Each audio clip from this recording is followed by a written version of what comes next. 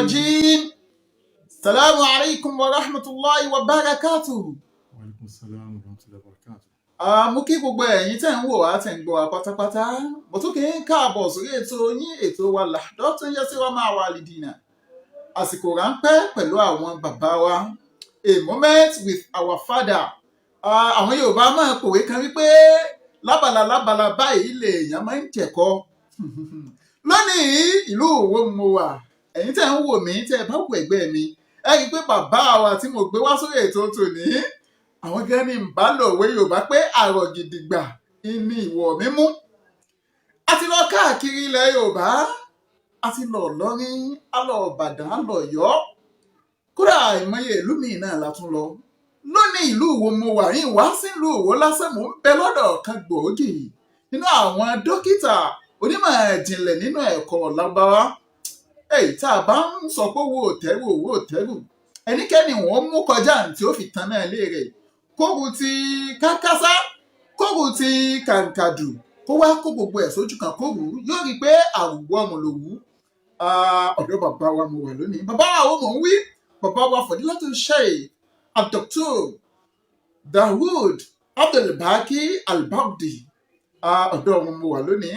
Yorùbá máa lẹ́nu ọlọ́fà mo ti ń gbọ́ mo tá. Ẹnu ọlọ́fà báyìí láti gbọ́ mo tá. Bàbá wa ẹ bá ń sálámà sáwọn èèyàn kẹ́ ẹ bá ń dárúkọ yín. Assalamu alaikum wa rahmatullahi wa barakatuh.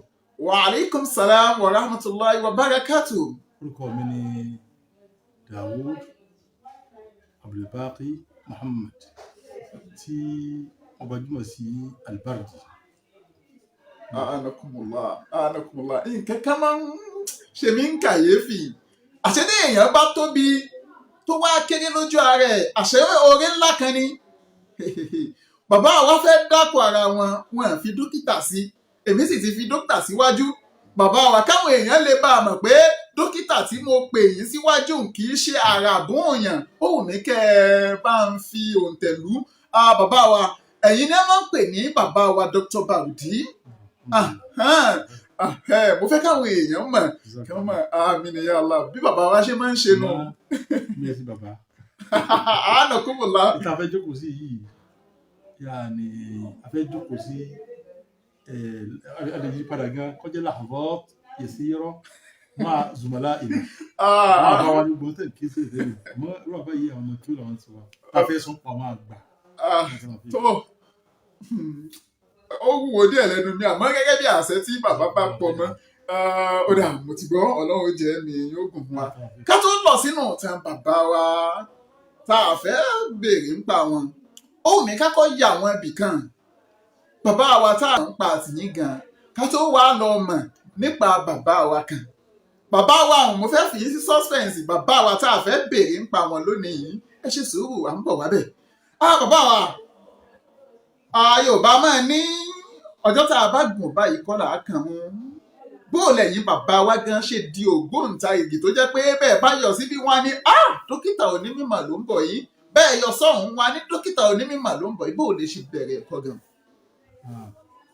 Ìdá lórí ibò mo ti bẹ̀rẹ̀. Ìgbà dókítà káàkiri. Ẹni obìnrin. Ó dà bàbá wa. Alhamdulillah mi wọ́n bẹ̀rẹ̀ ìlú Ìwó yìí.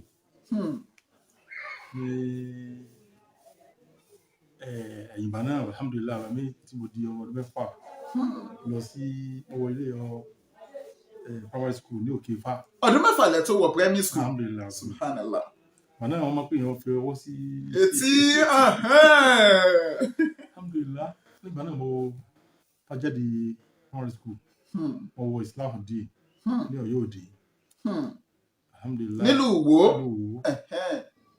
Lẹ́yìn náà alhamdulillah tí mo kó tó di kí mo jáde Ọlọ́run ti ní kí wọ́n ọdún tó wá jáde báyìí wọ́n ní kí n máa jẹ́ olùrànlọ́wọ́ àwọn olùkọ́ wa tí ń kọ́ wa alhamdulillah. Lẹ́yìn náà alhamdulillah ni Ọlọ́run ní kí n ọdún kan sẹ́yìn ìgbà náà tí mo jáde tí mo ṣiṣẹ́ lè kí Saudi Ọlọ́run ní kí n lọ sí Saudi Arabia. Bí ọdún mélòó nígbà náà? Ó di ọmọ 19 years. Mo lọ sí Saudi Arabia. Allah akbar 19 years old. Allah akbar. Ẹ tẹ̀síwájú bàbá wa. Lẹ́yìn náà alhamdulillah mi àwùjọ alọ́sọ̀rọ̀ Saudi Arabia mo bẹ̀rẹ̀ alọ́mọ máa talim lọ́wọ́ mo lọ fún prógámù kan gbà náà pẹ̀lú àwọn àfáà wa kọ́ lọ́wọ́ sí wọ́n lè sáré àmín. prógámù náà pè ní àfa àwa àwo. Al-I'dadu Lughawi àwọn àfáà mi tí wọ́n kọ́ mi tó pọ̀ lọ́wọ́ yomi lára wọn báyìí gan ni Allah àwọn akbar. àfáà wa Dr. Buwayb naam. Dr. Abdulaziz Fadil Sheikh Ishaq sọ́ọ́lì kọ́ máa fọwọ́ kí àwọn àfáà mi àmín àmín. àtàwọn Fadil Sheikh Musa Abdul àfáà wa ní Agaja Allah bàbá wa ààrẹ. ààrẹ asánù náà èmi ni mo wá jẹ́ ẹnìkan tí wọ́n mú lẹ́yìn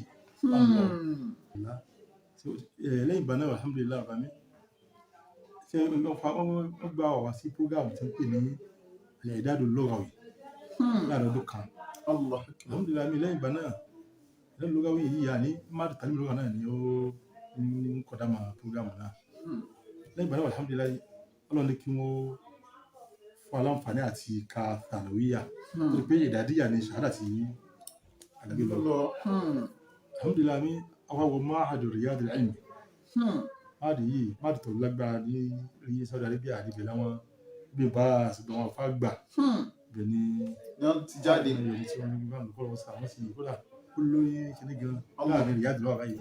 lára àwọn ilé ẹ̀kọ́ tó gbajúmọ̀ dáadáa tó sì ṣe sọ̀ǹdóńdó.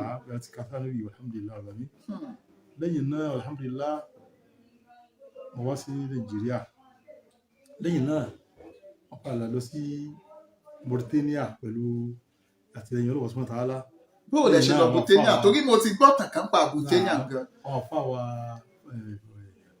lọ́tún pòfẹ́sọ̀ Ibrahim Jamiu Otuyo kọ́ bá ní sọ́mọ́lẹ̀ sáré àmín àmín. àwọn ni wọ́n ṣe sáàyù báyìí ọ̀tún lọ sí Mauritania nígbà tí wọ́n yé àkókò Saudi Arabia torí ẹ̀ tẹ́lẹ̀ Saudi Arabia ó yẹ kí aláǹfààní àti ka Jamia Saudi Arabia torí wọ́n ti fà kọ́ra ọ̀rọ̀ pé àkàtà lórí àkà Jamia àmọ́ àti dára yí padà aláǹfààní àti kàjú sànàwí lọ́wọ́ ti kádà alhamdulillah awọ́ sí Nàìjíríà mo ṣe pẹ̀lú Al-Haramain wọ́n sì pẹ̀lú Al-Haramain Khairiyya gbà náà bá ń lọ kàdáyà lẹ́yìn àlàfo ọdún tàbí ìsìnkú yìí ó rí káwọn afá wa Professor Ibrahim Jamiu Otuyo bá ní ti sáájú láti lọ kàmọ́lẹ̀ ẹ̀kọ́ wa ti mẹ́rin jàmíyà ní wọ́n ti complete ẹ̀ níbẹ̀. alhamdulilayi lọ bẹ̀rẹ̀ kọ́dà àwọn afá wa náà kọ́ alhamdulilayi ìjọba ẹ̀wọ̀n ti ká lọ sí Mauritania ní alhamdulilayi ọ̀gá yìí nígbà tá a dúró Mauritania ìgbà tí ń kẹ́kọ̀ọ́ ìgbà tí ka mẹ́rin jàmíyà bá bí ẹ̀ ń bẹ̀ àwa ọlọ́wọ́ ni ká tó rí àǹfààní àti rí ọ̀nà àti máa bá ẹ̀kọ́ lọ ní Saudi Arabia fún master ìbílẹ̀ tí wọ́n ti Nàìjíríà padà fún ní ká tó padà Saudi Arabia padà lórí yàtọ̀ àti kúrò tẹ́lẹ̀ Allah akbar. àti àka ibo tí wọ́n gba master àti PhD alhamdulilayi ọ̀rọ̀ mi. alhamdulilayi alhamdulilayi. láàrin ìṣẹ́jú díẹ̀ tá a fẹ́ fi kọ́kọ́ kọ́ nípa yín a sì lásìkò díẹ̀ ká tó wọnú inú ìbéèrè tá a ti fẹ́ mọ̀ nípa bàbá wa kan.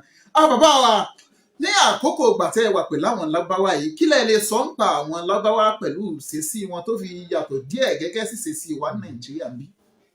àfihàn akẹ́kọ̀ọ́ tí wọ́n bá gbé láti Saudi Arabia lórí ẹ bá kẹ́kọ̀ọ́ pẹ̀lú àwọn lágbáwá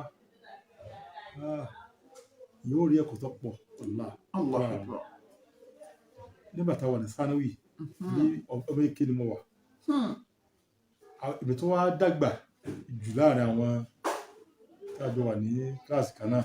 Allah akbar. torí pé àwọn ẹ̀kọ́ tí wọ́n tó fi tẹ́wọ̀n fi di pé yóò di 90 years àbí yóò di 20 years yóò ti dé yóò ti parí Jamia. Allah akbar. lẹ́sẹ̀ pé àwọn máa wà àwọn bàbá wa bí ó mọ̀ pé ọmọ kékeré ló fi lọ Saudi èyí tó wá lọ bá ń sẹ́ kéré jù yín ló ń bẹ̀. alhamdulilayi nígbà tá a wà ní pẹ̀lú àwọn ọmọ Saudi ọmọ wẹ́rẹ́ ni wọ́n àmọ́ kíní kan bẹ̀tẹ̀ pọ́lọ̀ ń bù wọn tí ẹ bá rí dáadáa mímọ̀ àbí ìgbìyànjú lọ́dọ̀ ẹni tó bá jẹ́ para àta ni wọ́n mọ̀ nífẹ̀ẹ́ sí pọ̀ jù. Allah akbar.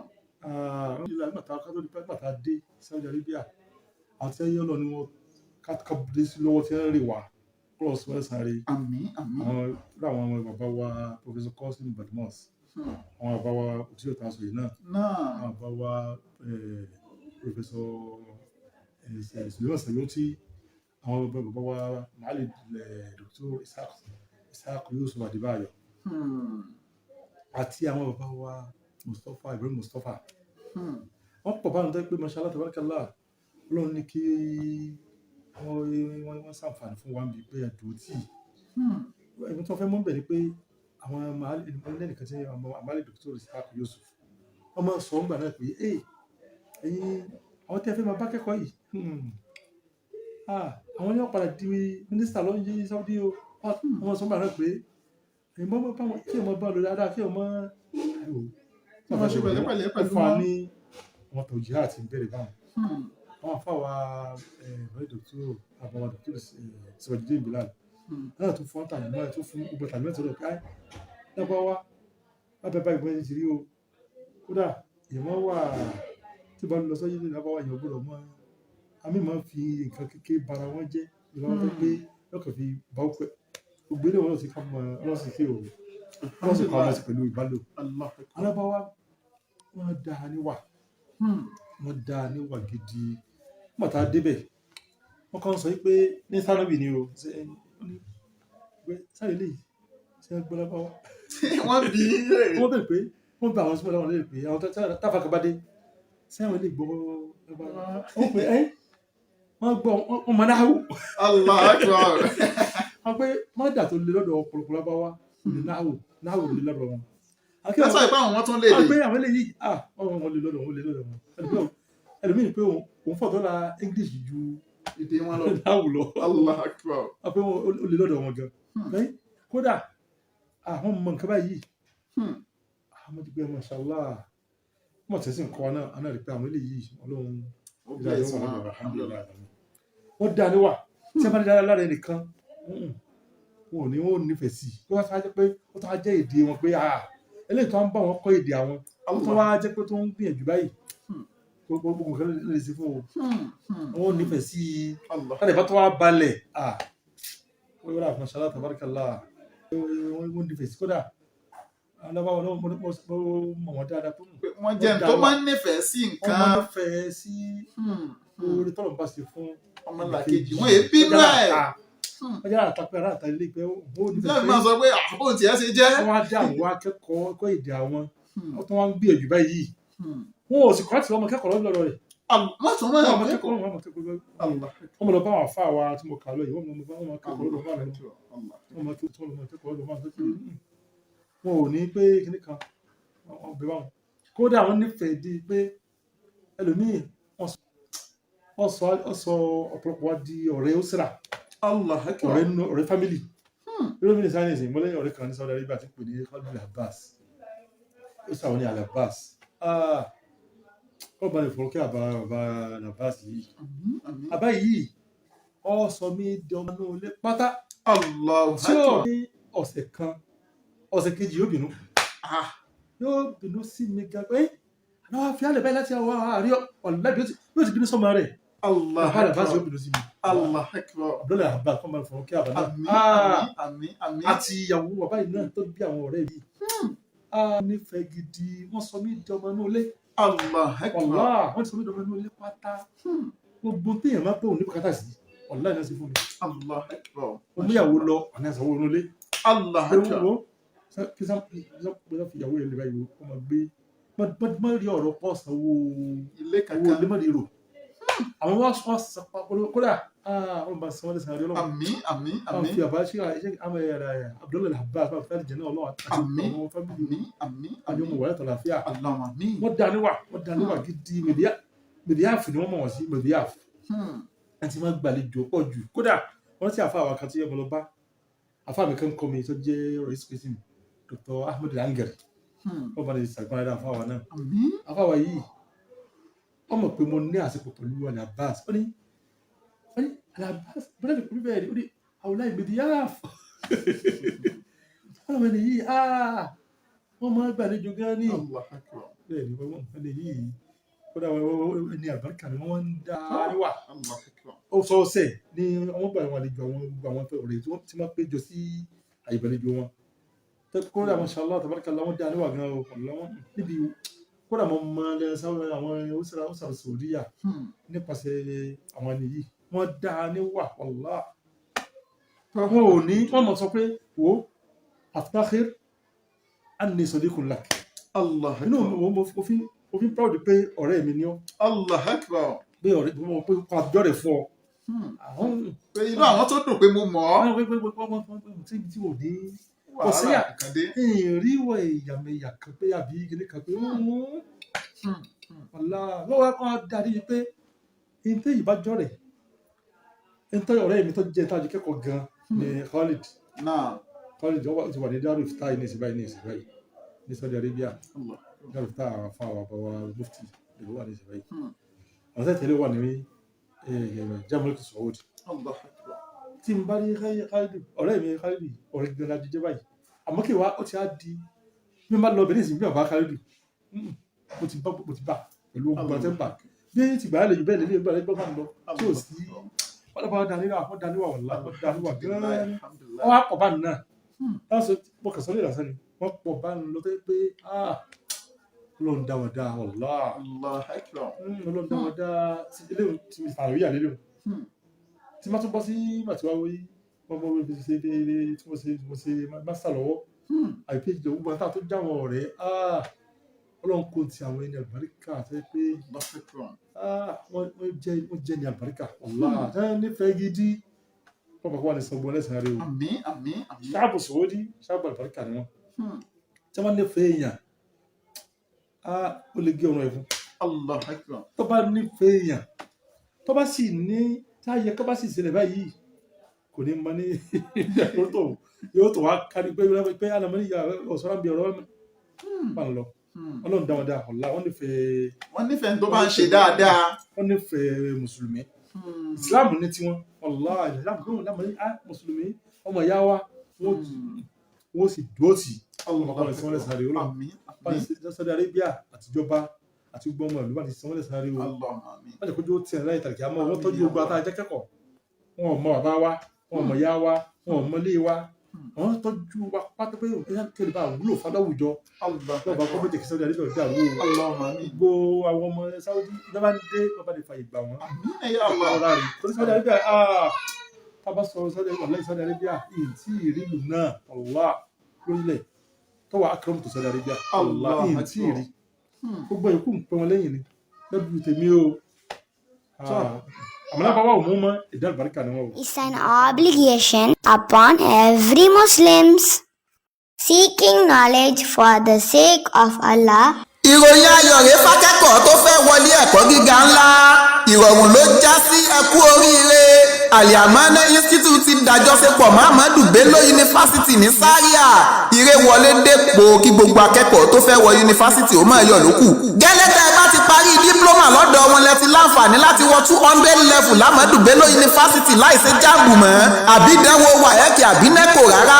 Ẹ wọlé ẹ̀kọ́ wọn lọ ṣe dípúlọ́mà lágbára Olúwa ohun gbogbo di ṣíṣe. Agogo 8 àbọ̀ òwúrọ̀ sáago káàbọ̀ ọ̀sán lọ́jọ́ Monday lọ́jọ́ Jímọ̀ lẹ́ ó fi máa gba lẹ́kṣọ̀ wẹ́rẹ́wẹ́rẹ́. Ẹ ó gba sàtífíkẹ́ẹ̀tì pẹ́ pérégedé lẹ́ bá dẹni láǹfààní láti làbú ní Zaria. Fálàyé lẹ́kùnrẹ́rẹ́ tàbí ẹ fẹ́ gba fọ́ọ̀mù ẹ kàn sílé ẹ̀kọ́ wọn. Eléyìí tó wà láláwẹ̀ èrè àlọ́nà iléeṣẹ́ Mẹ́gàjí Ìwó nípínlẹ̀ Ọ̀ṣun tàbí kẹ́ẹ̀kàn sí wọn ní nọ́mbà 37 Ògolúwa street Ọ̀sìmáwá road Láborí Ìkòsí Lógìjó nípínlẹ̀ Ògùn. Ẹ sì lè pa àwọn ẹ̀rọ ìbánisọ̀rọ̀ yìí náà pẹ̀lú 08089620695 tàbí 07086853286 trusted@yahoo.com ní email. náà bákan náà ṣáàbù Mauritania ṣáàbù àlùbáríkà ni wọ́n tí wọ́n sì ẹ̀mí wọn rọ̀ wọ́n sì tálíkà ni wọ́n sì kéré ayé. Allah akbar. wọ́n kéré ayé tálíkà ni wọ́n o àmọ́ ìjẹ́ mo ṣiṣẹ́ ní Saudi Arabia ní Mauritania orí mọ̀ṣálá ká pé yóò máa ṣe òwò Saudi Arabia mo ti bẹ̀rẹ̀ yóò máa ṣe òwò alhamdulillah àbámi pé kí mo sì bá pọ̀lọpọ̀ ṣiṣẹ́ tẹ́kọ̀ọ́ ní pé èèyàn gbọ́jà lọ́wọ́ sọ́wọ́ Mauritania tí ò ní pẹ́pẹ́ yóò sì kọ́lẹ̀ lásán kò ní pèsè fọ́mọ orí kan lọ́rùn parí náà ló pè báyá wá sọ. ó sì. wọ́n máa ń fọkàn tán èèyàn pọ̀. àwọn ẹ̀mí wọn rọ̀ alhamdulillah Mauritania Ọlọ́run ṣàánú wọn gan wọn ìmọ̀ sí ń bẹ tó pọ̀ Allah akbar. wọ́n gbà pé kódà wọn Mauritania wọn ọ̀gbà pé nìkan mọ kí ó táwọn ibi kéwú wọn ọ̀gbà pé nìkan mọ kí ó táwọn o Allah akbar. kí kan bẹ tó ṣẹlẹ̀ láàrin àwọn àfáwà kan ní Mauritania ṣáàbù kan tẹ́ pé wọn kà wọ́n kún àfáà tẹ́tẹ́lẹ̀ ni wọ́n pé ìjà àfáà wọn àwọn ayé ọ̀kà wọ́n kún wọ́n pé wọ́n lè wà pé ọmọ kí àmọ́ wọn ò lajú àná ìfọ̀ àwọn lajú o torí wọn ẹ̀tọ́ jẹ́ àwọn etí ẹgbẹ́ nìkan ti gba oyè kan àwọn fi àfi ipò ẹ̀tọ́ jẹ́ dókítà nù wọn ó ẹ̀sẹ̀ pọ̀ ní ìṣẹ́ báyìí ni gbogbo bí àwọn ẹbí 20 years sẹ́yìn wọ́n lè mọ́ ọmọ nìkan wọn kà dókítà sí ẹ̀tọ́ jẹ́ dókítà ní Mauritania wọ́n kó wọn ka gbogbo abalaba nǹkan tó bá ti mọ wọ́n ti kẹ́kọ̀ọ́ ní inú Mahdor kéwù lé ni wọ́n ti lọ kẹ́kọ̀ọ́ ní Mahdor dàfà kan ilé ìnígbà kò mọ̀ wọ́n ti mọ kí ó mẹ́bàá yìí láti kọ́ kí ó mẹ́bàá yìí ó ti dàfà wọ́n sì mọ kí àwọn kí ó tiẹ́ kẹsí kí wọ́n kọ́ kí ó téyò nígbàgbé tí wọ́n bá kúrò ní báyìí ọ̀pọ̀lọpọ̀ Mauritania tí wọ́n bá kúrò ní báyìí wọ́n fi kúrò ní rọ́jà mọ́ ẹni lọ ní Mauritania kẹ́ bá kúrò ní bẹ́ẹ̀ wọ́n pé ó ti há mọ́ tí pé òun ò ní wulẹ̀ wo kúrò ní ó ti há Kùránì ó ti há mọ́ pátá ọlọ́sàn àwọn ibi kí wọ́n fẹ́ pé àwọn Mauritania wọ́n kà káàfà tẹ́tẹ́lẹ̀ wọ́n kà kún tó yí wọ́n kàlú wọn kún wọ́n ní ẹsẹ̀ àwọn Yemen wọ́n pé ìpìlẹ̀ wọn Yemen ni Yemen wọ́n náà fẹ́ pé yọ́ fà wọ́n síta tá fẹ́ ṣe kọ́fẹ́rẹ́nsì kan wọ́n lè mọ́ kìí sí Mauritania bẹ́ẹ̀ Yemen wọ́n sá dùn pé ó gbọ́dọ̀ kìí sí Mauritania sí kọ́fẹ́rẹ́nsì kan tí wọ́n ṣe ní Cairo wọ́n ti ṣe wọ́n ní nígbà tí wọ́n débẹ̀ àwọn Mauritania wọ́n ti múra wọn àfáà lọ pé àwọn oníyìí àwọn fi yí ayé pé àwọn onímọ̀ ẹ̀rì kọ́ ọmọ kí ó tàwọn Allah akbar. Mauritania wọ́n lọ jìnnà bí kí wọ́n ti pín ara wọn bẹ́ẹ̀ náà fún àwọn Mauritania irú Salim al-Adoud Abdul Wadoud wọ́n bá kọ́ wà ní ìsàn àbánà lẹ́sìn rí Salim al-Adoud wọ́n kìbọ̀rọ̀ ara wọn ni Abdul Wadoud gan ni wọ́n wọ́n ní kí sí al-Adoud wọ́n gbà ní bó fi sọ ọmọ kan ní Abdul Wadoud. Allah akbar. Ó kọ́ wọn lẹ́wọ̀ tẹ́ ẹ̀ fi sọ. wọ́n báyìí ọha al-Qamus al-Muhit ọha sórí dictionary Subhanallah. ọha sórí ọmọ tí mẹ́mẹ́ ọmọ tí ó sì ń bẹ̀ ọmọ àwọn ìmọ̀ kí ó gan náà pọ́ sórí YouTube ẹ̀rí ń bẹ̀ yóò gbé afọ yẹn mọ ní bàbá yìí gbogbo àfà wọ́n mọ̀ tí wọ́n fẹ́ rí pé wọ́n fẹ́ lọ sí kọ́fẹ́sì wọ́n ya àwọn èèyàn kan pé wọ́n lámọ́ ní tọ́jú pọ̀rọ̀ ọ̀fẹ́ fẹ́ mọ́ sọ tójú mọ́rọ̀ ọ̀fẹ́ wọ́n ni ojú sí ọ̀rọ̀ ló gà wọ́n ti pín abá lọ wọ́n ya àwọn àfà lọ nígbà tí wọ́n débẹ̀ olórin kan lọ ka orin olórin kan bọ́ ọbẹ̀ tó ka orin gan orin náà ó ka orin gan táwọn èèyàn pàtẹ́wọ́ pé orin yìí máa dá gan ní o gbìyànjú o. ọmọ tánṣà wò báyìí ẹni pọ̀ sọ pé kílè ní nǹkan yìí ẹnì kan lọ bọ́ pé àwọn táwọn èèyàn ń sí dáadáa yóò ṣe é kórìí fún. wọ́n lè ti ká yé sórí Subhanallah. wọ́n kàn tọ̀tà ilé yìí ká sí èso Allah akbar. abájọ́ yẹn ẹgbọ́ afẹ́ gbọ́ wọlé rọ́ọ̀t ẹgbẹ́ gbọ́ àwọn kéèsì tí òbí tó yàfẹ́ pọ̀ sí o ẹ̀bá ní kí wọ́n ka orí ẹ̀bá ní pé wọ́n fẹ́ pè àkéèsì kan méjì ká wọ́n ní ẹjẹ́ kó lórí máa kà kí wọ́n máa sọ bí wọ́n náà ti ha sórí oníkùnrin ìkọ́kà wọn. ìtẹ́ni. ẹ̀ka tó kà fún ọ lásán wọ́n ti ha orí. Subhanallah. pé ọ̀sán báyìí bí báyìí lábáwò ìsọ pé bẹ ìṣẹ́ ń pe tó orí ìtẹ́ ìwò lónìí àtìgbà náà lẹ ti gbára wọ́n lẹ̀ dé pé àwọn èèyàn ti wá kà wọ́n kún pé tí wọ́n jẹ́ pé Mauritania bá ní owó lọ́wọ́ ni á mọ̀ ju gbà wọlé lábáwá lọ tí wọ́n lówó lọ bí àwọn ìlú míì táwọn yé mọ̀ ibi ìtọ́jú mọ́rẹ́ Mauritania ọ̀gá ní àwọn mọ̀ agẹ́mọ́sọ mọ̀ nǹkan wọ́n pa mọ̀ àwọn Mauritania wọ́n lè jámẹ́lá ní pé yìí mọ̀ ọ́ tí wọ́n mọ̀ ìdáhùn pé ọmọ kí wọ́n kàn pé ọmọ kí wọ́n mọ̀ tó sì mọ̀ ọmọ lóòótọ́ pé wọ́n sórí lè yìí mọ̀ o tó pé àwọn nǹkan báyìí ni ìmọ̀ àmẹ́lẹ̀ yìí káàbí fíkì Málíkì ni wọ́n mọ̀ o wọ́n sì mọ̀ lóòótọ́ wọ́n mọ̀ orin ẹ̀ wọ́n mọ̀ àkọ́ nẹ́sìrò ẹ̀ wọ́n mọ̀ nẹ́sìrò àti ṣẹ́rọ ẹ̀ àwọn ìmọ̀ ni wọ́n wà láà ìmọ̀ ni wọ́n mọ̀ gidi. A ṣe gidi lónìí tó bá dọ̀sẹ̀ tó ń bọ̀ á bèrè nípa bàbá wa Fadilatu Sheikh al-Marhum Abdulbaki Muhammad kọ́lọ́mùbá wa kẹ́ wọn. àwọn nǹkan kan ń bẹ tó jẹ́ kó pamọ́ fáwọn èèyàn tí wọ́n mọ̀ ń pa bàbá wa olùkọ́ àgbà. tó bá dọ̀sẹ̀ tó ń bọ̀ inshallah á máa fi hàn ra wa lógo Ọlọ́run. bàbá wa dúpẹ́ pọ̀ lọ́wọ́ yín fàǹfààní àtàkókò tẹ́ ẹ fi ilẹ̀ fún wa. bàbá tá a gbà lálejò lónìí àwọn náà ní bàbá wa Fadilatu Sheikh Dr. Dawood Abdulbaki Muhammad al-Bawdi kọ́lọ́n jẹ́mi wọn ogun fún wa. Abdulmajid Abdulfatai Akínọlá ló kọ tèmi ń jẹ́ àwọn kan máa pè mí lákéwì ìdùnnú. Assalamu alaikum wa rahmatullahi wa barakatuhu. Knowledge is facts, information, or skills. Al-Yamana International School dé. ilé ẹ̀kọ́ kan pàtàkì tá a ti ń fọ́mọ lómi ọgbọ́n ibi ìmọ̀ ẹ̀kọ́ ìwé àti kéwú sodo sí fẹ́ni tó bá fẹ́ tọ́mọ rẹ̀. ilé ẹ̀kọ́ pọ̀ nílẹ̀ yìí eyín ọ̀gán dáyọ̀ gédéǹgbé láàrin egun tó fi kalẹ̀ sérígì ni. ìmọ̀ tó yè kooro ni káwí àbí tàwọn àyíká àwọn tó dùn rí àwọn olùkọ́ wọn pérégedé ìjọba fún fóńtẹ̀lú ilé ẹ̀kọ́ wọn gbà. ìlànà bọ́mọ ṣe Al-Kùránì tó wà gédéǹgbé àti kéwú àtìwé jẹ́ kí wọ́n yọ gbangba bí àlà. ìgbanisí yàrá àkàwé láti bẹ̀rẹ̀ pẹ̀pẹ̀ délé ẹ̀kọ́ gíga ń lọ lọ́wọ́. nursery 1 sí 2 àti primary 1 títí dé 5. ilé ẹ̀kọ́ girama tún bẹ JSS tó fi dórí SS classes ló wà. nọ́mbà 37 Ògbólúwa street Ọ̀sìmáwá road láborí ọlọ́jà líkòsí Ògìjó nílé ẹ̀kọ́ wọn dúró sí Tandi. ẹ tún lè kàn sí Gbága road Ẹ̀ríyọ̀ village Ògìjó nípínlẹ̀ Ògùn ni. bákan náà Múlẹ́rú wá Gbága off Ìkòròdú express road. ẹ wo olóyè náà ẹ lè kàn sí wọn lágbègbè Mọ́yá Ìkòròdú nípínlẹ̀ Èkó. ẹ sì lè pè wọ́n sórí àwọn ẹ̀rọ ìbánisọ̀rọ̀ wọ̀nyí 08163548947. ọ̀dọ̀ yín la wá a fẹ́ kọ́mọ o ọ̀dọ̀ yín la wá bàbá wa ìmọ̀ pẹ̀lú ọgbọ́n ló.